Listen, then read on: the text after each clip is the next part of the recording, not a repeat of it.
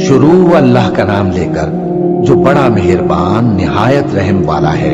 ए नबी, हमने तुमको फतह दी, फतह भी खुली और वाज़ेह, ताकि अल्लाह तुम्हारी अगली और पिछली कोताहियां बख्श दे और तुम पर अपनी नेमत पूरी कर दे और तुमको सीधे रास्ते चलाता रहे, और ताकि अल्लाह तुम्हारी भरपूर मदद करे।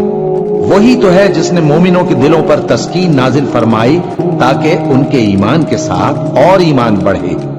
और आसमानों और जमीन के लश्कर सब अल्लाह ही के हैं, और अल्लाह जानने वाला है, हिकमत वाला है।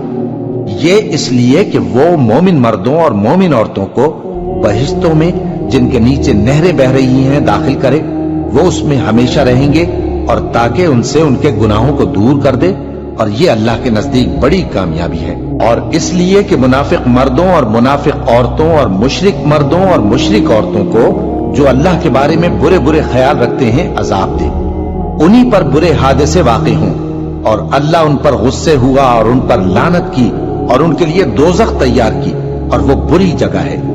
और आसमानों और जमीन के लश्कर अल्लाह ही के हैं, और अल्लाह गालिब है, हिकमत वाला है। ए नबी, हमने तुमको अहवाल बताने वाला और खुशखबरी सुनाने वाला और खबरदार करने वाला बनाकर भेजा है, ताकि मुसलमानों तुम लोग अल्लाह पर और उसके पैगंबर पर ईमान रखो और उसकी मदद करो और उसकी ताजीम करो, और सुबह शाम उसकी तस्बीह करते रहो। ए नबी, जो लोग तुमसे बैत करते हैं वो दर हकीकत अल्लाह से बैत करते हैं, अल्लाह का हाथ उनके हाथों पर है।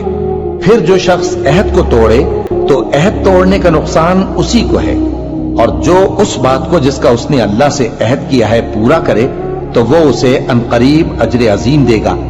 ए नबी, जो गंवार पीछे रह गए वो तुमसे कहेंगे कि हमको हमारे माल और अहलो अयाल ने रोक रखा था, सो आप हमारे लिए अल्लाह से बख्शिश मांगें। ये लोग अपनी जबान से वो बात कहते हैं जो इनके दिल में नहीं है।